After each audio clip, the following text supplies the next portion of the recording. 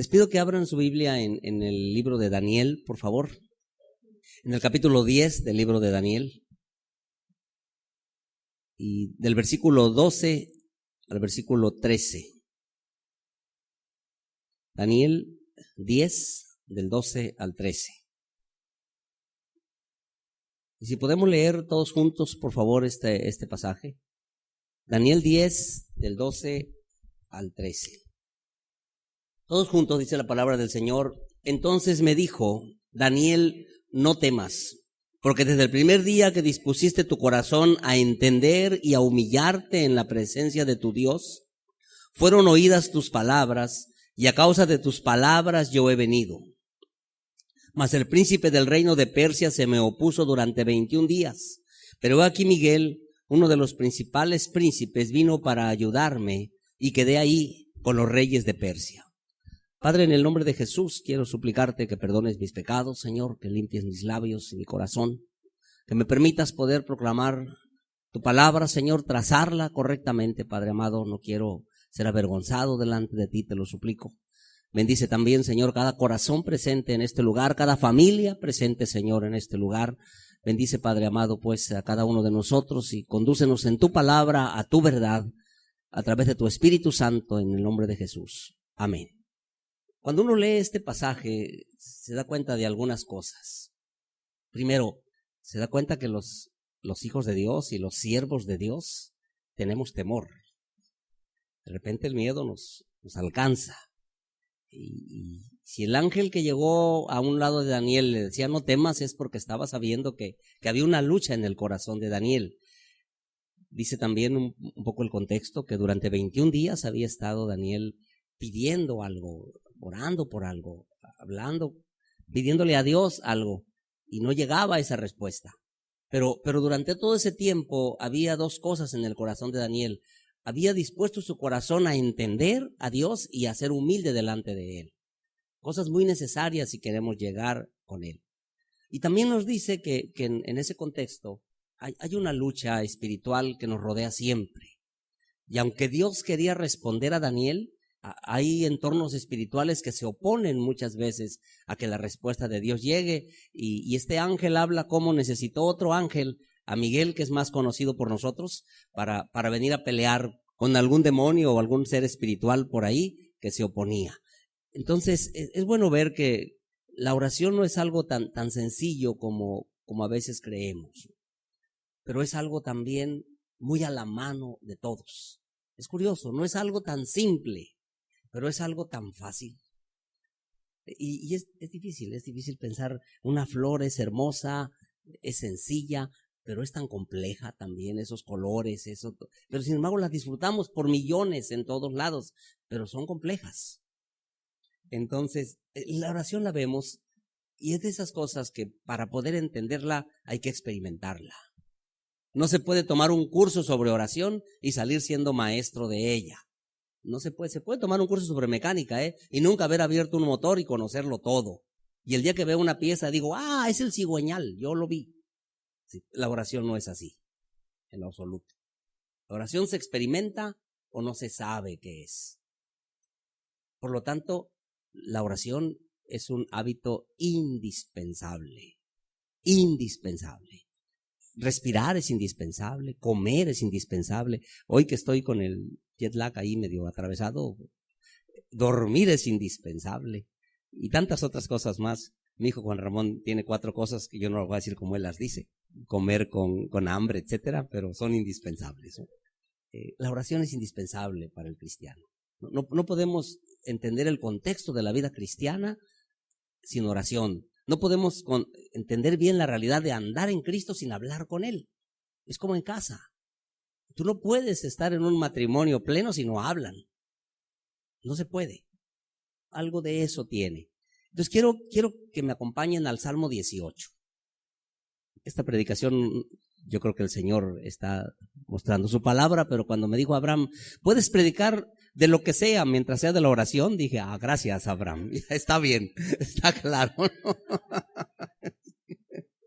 Entonces, el Salmo 18 siempre me viene a la mente cuando pienso en la oración. Curiosamente es la primera vez en mi vida que predico del Salmo 18, pero siempre cuando se toca el tema de la oración me viene a la mente el Salmo 18. Para mí el Salmo 18 es a David remembrando, recordando, volviendo a pasar por su corazón todo lo que para él había sido su comunicación con Dios, su pedir a Dios, su depender de Dios, inclusive su llegar a estar sin Dios cuando se metió en su pecado y volver a recibir de Dios. Yo quisiera que me acompañaran a cinco cosas de las que tenemos que estar conscientes cuando oramos. En el Salmo 18, David recuerda y confirma.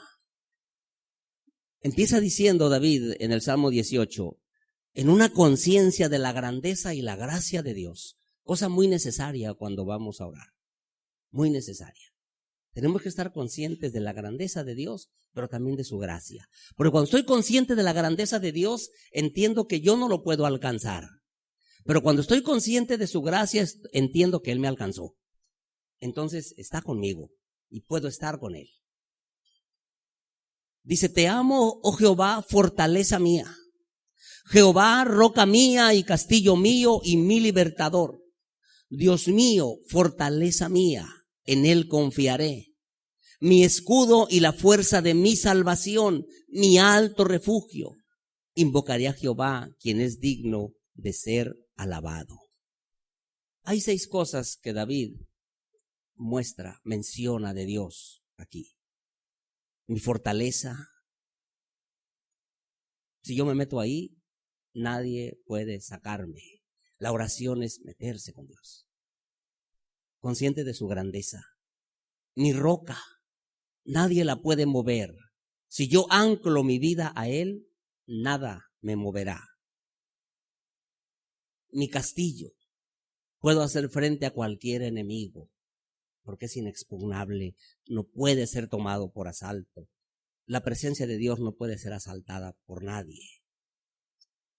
Mi libertador, todas las cadenas que Dios me ha quitado, no me las puede poner nadie más. Si el Hijo os libertare, seréis verdaderamente libres. Esa es la grandeza y la gracia de Dios de que tenemos que estar conscientes. El pastor Pedro mencionaba hace un momento, hay muchos sís en la vida, pero el sí a Jesús es el sí que nadie puede pasar por esta vida sin darlo. Podemos pasar por esta vida y nunca decirle que sí a una mujer, nunca casarte. Bueno, si no te gusta trabajar, nunca decirle que sí a un trabajo, allá tú, nunca trabajar, ¿no? Nunca decirle que sí al agua y nunca bañarte, ya cada quien sabe. Sí. Y al final de cuentas no pasará nada, estarás solo, estarás sin dinero y estarás apestoso, ¿no? Sí. Pero no puedes pasar por la vida sin decirle que sí a Cristo, porque al final, y pocas veces uso esta expresión, pero es muy cierta, estarás en el infierno. Así es. No, así sea, no. Que así no sea. Que así no sea. ¿Sí? Porque Dios no quiere que ninguno se pierda, sino que todos procedan al arrepentimiento. David menciona esto aquí. David era un estratega militar. A mí me encantan las batallas de David. A mí me encanta la guerra. No me gusta pelear, me encanta la guerra. Pero ese estratega militar conocía la gracia de Dios y sabía que no había mejor guerrero que Dios. Mejor compañía en la batalla que Dios. David había peleado contra muchos hombres, pero cuando David tuvo que pelear su pelea contra su pecado, lo vemos en el Salmo 51, supo que solo el poder y la gracia de Dios nos puede hacer ganar esas batallas. Y David en este salmo, que es una oración, lo estaba recordando. Hay que tener conciencia de su grandeza y de su gracia. En segundo lugar, cuando acudo a orar, hay que tener conciencia de mis limitaciones. Dice el versículo 6, en mi angustia invoqué a Jehová y clamé a mi Dios. En mi angustia, yo me angustio cuando se me acaban mis recursos. Curiosamente, no nos llega la angustia hasta el día 13 o hasta el día 29, ¿no? Sí. No nos llega la angustia a 37 grados y medio en una fiebre, no, a 38 tampoco, a 38 y medio todavía no. Ya a 40 ya dices, esto no está funcionando. Sí, el niño sigue igual. Y me empiezo a angustiar porque la medicina no funcionó, lo que dijo el doctor no funcionó, la hierba que dijo mi vecina no funcionó. Algo está pasando. Y me acuerdo que más cerca que el consultorio está el Señor. Y entonces doblo mis rodillas y digo, bueno, Señor, ¿tú tienes algún antibiótico diferente? Uno tiene que estar consciente de sus limitaciones. Uno no puede llegar a buscar al Señor solo porque toca. Vine al culto porque es domingo. Pues hay que venir. Es de mala suerte no venir. Hay quien piensa así, en mi país. A lo mejor aquí no, pero en mi país sí. Es que si no vas, quién sabe cómo te vaya la semana. Traemos esa enseñanza de la tradición en que nacimos. Sí, yo me acuerdo cuando era niño, iba a misa porque pues, quién sabe cómo me fuera. Si no iba a empezar con mi tía, no me iba bien si no iba a misa. Con la tía que vivía. Entonces, la verdadera oración requiere estar consciente no solo de su grandeza y de su gracia, sino de mis limitaciones. Él oyó mi voz desde su templo, dice, y mi clamor llegó delante de él. Uno clama cuando ya no tiene de otra. Ahora, ¿eso qué quiere decir? ¿Que tenemos que estar muy necesitados para orar? No. ¿Que tenemos que estar en la extrema límite de la desesperación? No. Lo que es que Dios nos enseña que el corazón contrito y humillado, Él no lo rechaza. O sea, tenemos que tener una actitud de humildad. Y lo vimos en Daniel. Vi que te has humillado, Daniel. Y si me tardé 21 días no es porque te quería más humilde, Daniel. Dios no obra así con nosotros, No, Daniel, es porque alguien no me dejaba pasar. Y ya se están arreglando con él, Daniel, y ya vine. Pero Él requiere un corazón contrito, capaz de entristecerse cuando no estoy bien. Y humilde, capaz de entender que hay cosas fuera de mi alcance. Yo platicaba con una persona supuestamente atea, ahora en la semana, ahí en la casa de Juan Ramón, y platicábamos, y decía, es que yo no lo puedo concebir así. Pues solamente necesitas humildad para concebirlo así, o sea, no necesitas teología. No necesitas conocer que una religión es buena o es mala. Solamente humildad, entender, y ojalá que no te cueste mucho, o sea, no sufras mucho para entender un día que hay que doblarse a veces. Y si me tendré que doblar delante de tantas cosas en la vida, lamentablemente, pues ¿por qué no doblarse delante de Dios? Porque siempre que me doblo delante de Él, me levantaré más firme. Hay que estar consciente de mis limitaciones cuando llego a orar. No puedo llegar a orar con un pliego petitorio para decirle a Dios todos mis planes y que les ponga su visto bueno. Debo de llegar a decirle a Dios lo que anhela mi corazón. Y dice que si me deleito en Él, entonces Él me concederá las peticiones de mi corazón. Tercer punto de que hay que estar consciente cuando uno ora. Hay que estar consciente de su atención. Cuando tú oras, consciente de su grandeza, consciente de sus limitaciones, tú captas su atención. Lo vimos en Daniel. Daniel, desde el primer día que empezaste a orar, dijo el ángel, hay que ir con Daniel. Hay que estar consciente de su atención. A mí me encanta esta parte del Salmo 18, del versículo 7 al versículo 19. Yo tengo muy buena imaginación, yo digo que tengo imaginación de actor.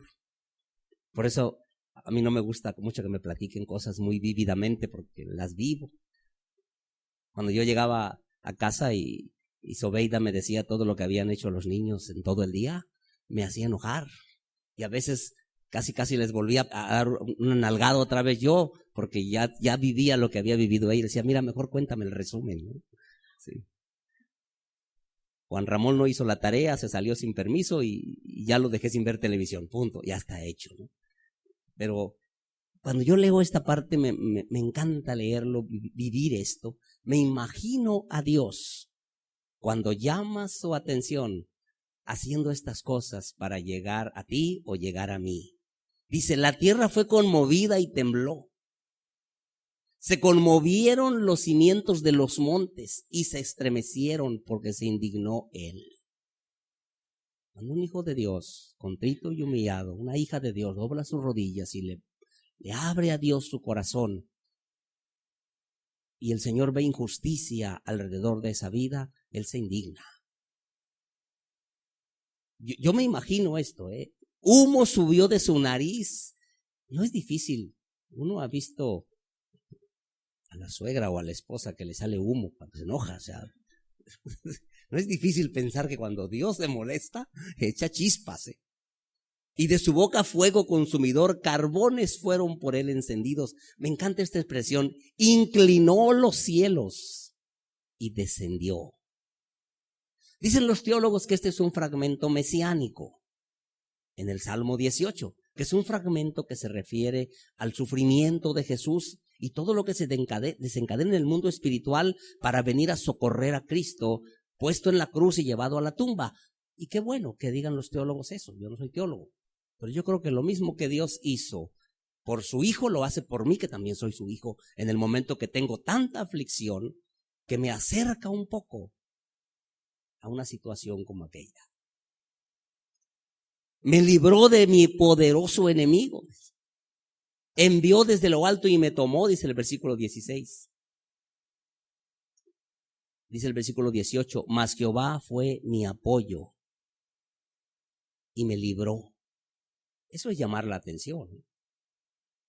Y cuando vas consciente de su grandeza y de su gracia, cuando vas consciente de tus limitaciones, llama su atención. Dice el Salmo 124, versículos 2 y 3. De no haber estado Jehová con nosotros, vivos nos hubieran tragado.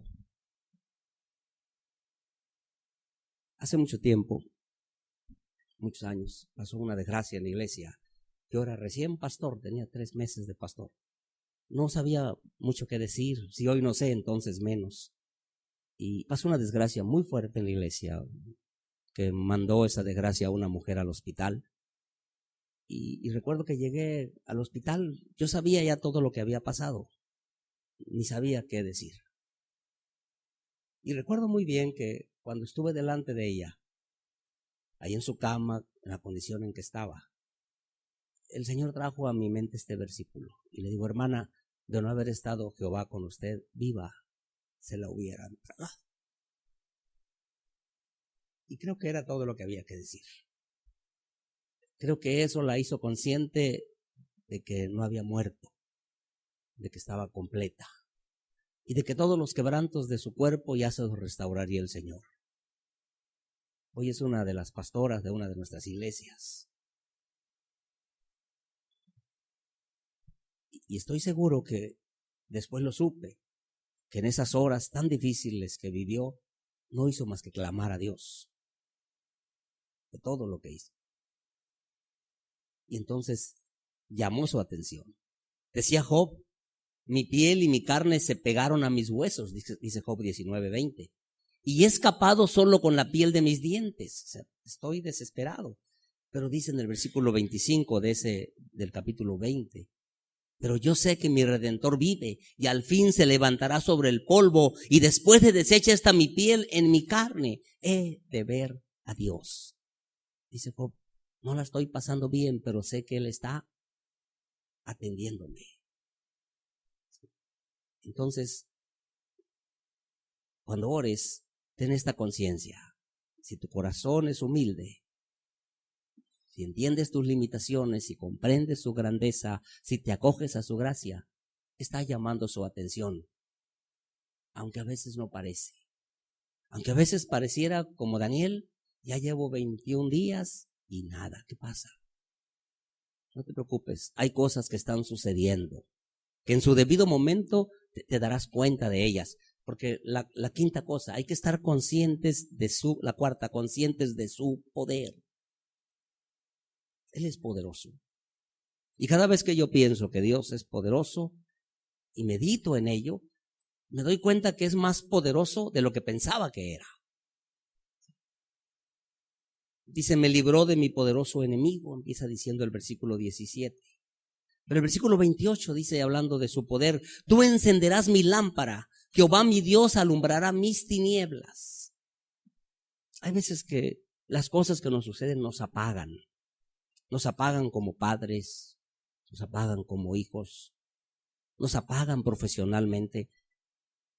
Quienes llevamos un ministerio con nosotros, hay muchas cosas ministeriales que de repente pareciera que te apagaran. Pero el poder de Dios terminará encendiendo tu lámpara. En su poder, Él guiará tu camino para que tú puedas evitar las trampas en tu familia, en tu vida que hay alrededor tuyo. Él encenderá nuestra lámpara para hacer la obra. Y aún, aunque la oscuridad pareciera que nos rodeara, Él alumbrará y nos dará de nuevo la oportunidad de servirle. Yo le doy gracias a Dios que pastoreo una iglesia amorosa. Porque los pastores no somos perfectos. Y de los 22 pastores que formamos la iglesia en sus 16 congregaciones, ha habido quienes se han equivocado. Públicamente, todos nos hemos equivocado en secreto, quizá yo me he equivocado, todos nos equivocamos. Pero ha habido para quienes los errores han sido fuertes y públicos. Y es cuando mi iglesia me ha asombrado.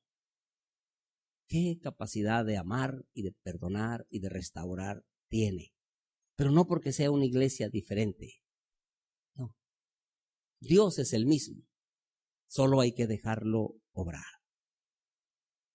A veces se requiere más poder de Dios para perdonar que para ver una proeza de sanidad o natural. Y qué hermoso es cuando nuestra lámpara es encendida de nuevo. Cuando como padres creímos que ya no podíamos. Cuando como hijos creímos que ya no podíamos. Cuando como personas creímos que ya no podíamos. O como ministros creímos que ya no podíamos. Y Él dice, yo tengo el poder de volver a encender tu vida. Dice el versículo 32, Dios es el que me ciñe de poder y quien hace perfecto mi camino. Su poder me da fuerzas no solo para vencer a mis enemigos, sino para vencerme a mí mismo, que a veces somos el peor enemigo de nosotros. Esta carne, como dijo Pablo, hay una ley en mis miembros que se rebela contra mí. Pero Dios tiene el poder en su Espíritu Santo de ponerle control a nuestras emociones impulsivas que a veces nos alejan de Él y terminan apagándonos. Porque el cristiano verdadero no puede vivir feliz en el pecado. No puede.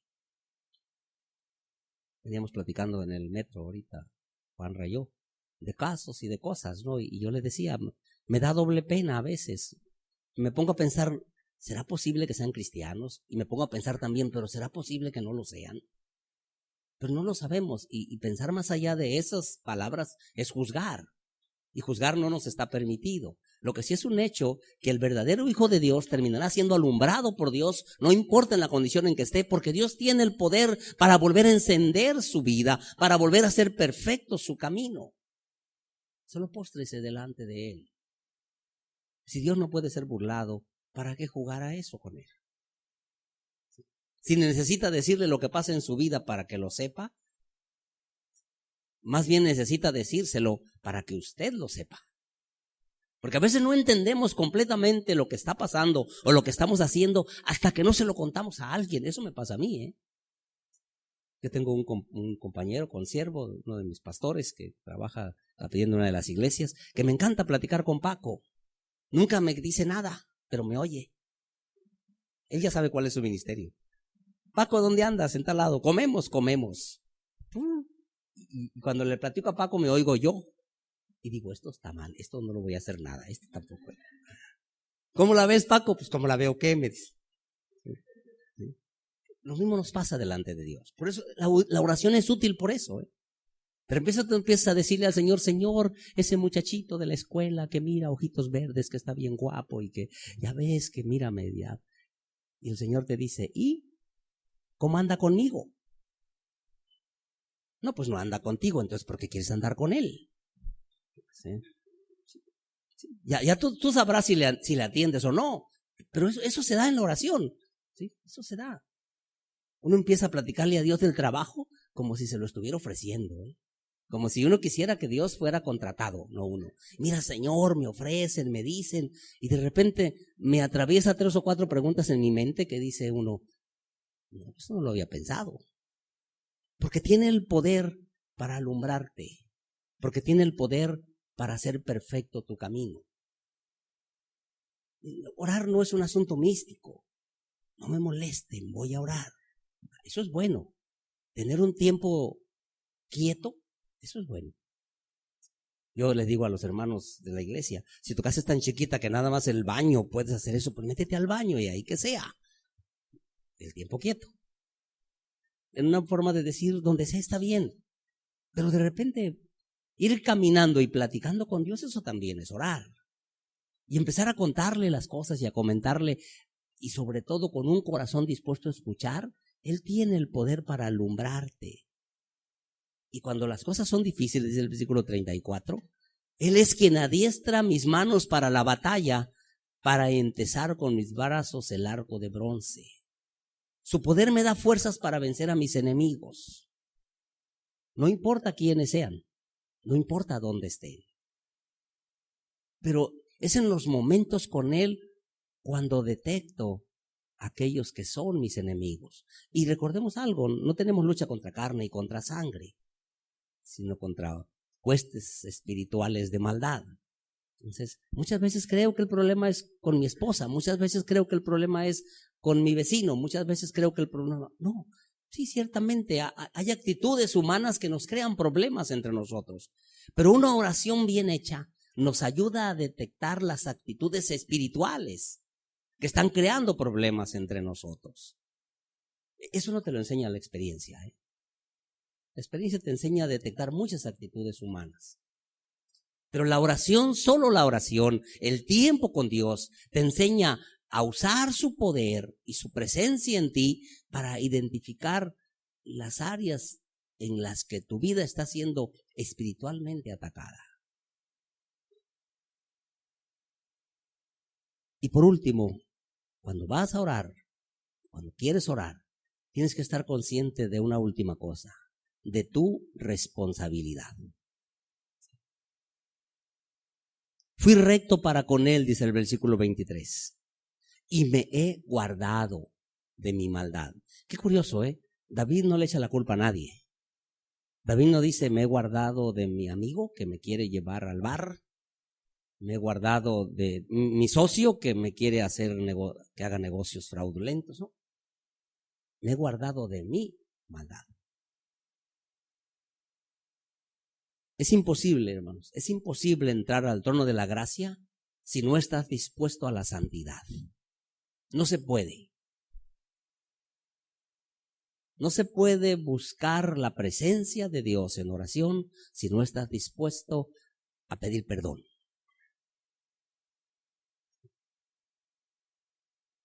Pero también es imposible salir del trono de la gracia sin santidad. Una vez que te metes, te limpias. Esa es otra de las bendiciones de orar. El que deja de orar, se le empieza a amontonar el pecado. Porque la verdadera oración, y es sencilla la verdadera oración, te conduce a la santidad, te conduce a la limpieza constante. Esa es una de las bendiciones de orar. No solamente recibir en el sentido de lo que necesito, sino recibir una vida limpia, un corazón limpio cada vez que pasas enfrente del Señor. Dice el versículo 24, me ha recompensado Jehová conforme a mi justicia, conforme a la limpieza de mis manos delante de su vista. El versículo 36 dice, ensanchaste mis pasos debajo de mí y mis pies no han resbalado. Qué hermoso es levantarnos de su presencia, entendiendo claramente el camino por el cual debemos andar. Deja de ser importante la decisión que debamos tomar. Porque muchas veces vamos a orar buscando una decisión. Y no está mal. Tenemos que decidir algo, tenemos que hacer algo. Y vamos y le preguntamos a Dios. Pero qué hermoso es no mandarle un telegrama y esperar que nos conteste otro, sino realmente pasar un tiempo delante de Él para preguntarle, eso sí, pero para dejar que nos limpie, para dejar que nos sane, para dejar que nos restaure, para dejar que como lámpara nos muestre nuestro pecado y dejar que lo saque de nuestra vida. Y entonces sí, entender algo.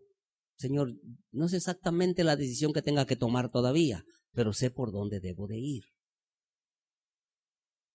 Yo suelo enseñar esto en algún curso que damos en la iglesia, acerca de la voluntad de Dios. Pues si es la voluntad de Dios, me voy a ir a estudiar a Barcelona, me voy a ir a trabajar a Madrid, me voy a ir a vivir a México. No, eso no es un problema de la voluntad de Dios. Yo he encontrado en Tesalonicenses 25 cosas que son la voluntad de Dios, muy claras en la Biblia. Una de ellas, la voluntad de Dios es vuestra santificación. La voluntad de Dios es que os apartéis de fornicación. La voluntad de Dios es que seáis agradecidos, por mencionar algunas. Pero andar en sus caminos, eso se llama el plan de Dios. Y cuando nos sujetamos a su plan, no tenemos ningún problema para entender su voluntad y tomar decisiones correctas. Es hermoso entender el camino por donde debemos andar.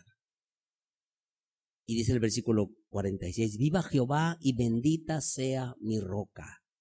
Y cuando entendemos eso, bendecimos su nombre. Yo he tomado muchas decisiones orando y he tomado muchas decisiones sin orar. Profesionalmente he tenido 6 trabajos. 2 de ellos tomé la decisión sin orar. Y así me fue. No duré más de 3 años en ninguno de los 2. Y yo lo entendí cuando tenía como 3 meses en el trabajo ese. Señor, perdón, pero aquí no te pregunté. Entonces, te puedo preguntar ahora. Pero qué hermoso es cuando, aún habiendo tomado una decisión equivocada, vuelves a Él. Reconoces delante de Él. Trabajar no es un pecado. Trabajar donde Dios no quisiera que estuviera, sí. Pero aún así llegar y decirle, mira Señor, ya la regué. La regué en México es un término, no sé si aquí también se usa, ¿no? No es tirar agua, ya me equivoqué. Ya hice lo que no debía hacer. No estoy robándole a nadie, no estoy haciendo nada, pero estoy en el lugar que no debo de estar. Y qué hermoso es cuando vas, te postras, hablas con Él, enfrentas tu responsabilidad. Y el Señor dice, no te preocupes, tú síguele. En su momento sabrás qué hacer. Por lo pronto, ¿qué tienes que hacer? Pues levántate y trabaja, ya estás aquí. Y lo mismo se puede aplicar a muchas cosas de la vida. A muchas. En México, nuestra cultura social conservadora, todavía dice que cuando un muchacho y una muchacha se van a la cama y fornican, deben de casarse. Yo sigo pensando que eso es correcto, que eso debe ser así. Pero sin embargo, cuando 2 jóvenes llegan a mi iglesia, a mi oficina, a platicar de esa situación, aún habiendo un embarazo, yo les pregunto, a ver, no le sumen a su pecado un error. Digo, si quieren hacer eso está bien, pero ¿por qué no oramos antes?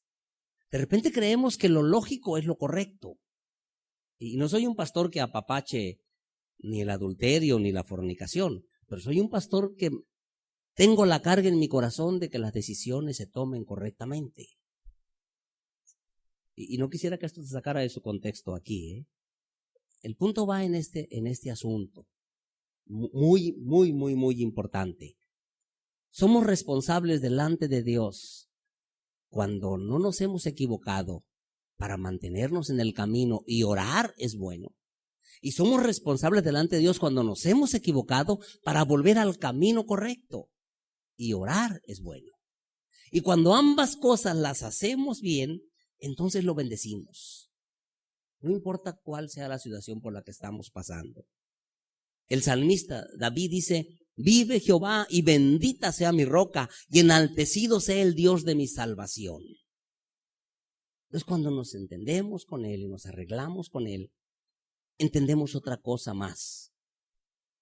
En el versículo 49 dice: por tanto yo te confesaré entre las naciones, oh Jehová, y cantaré tu nombre.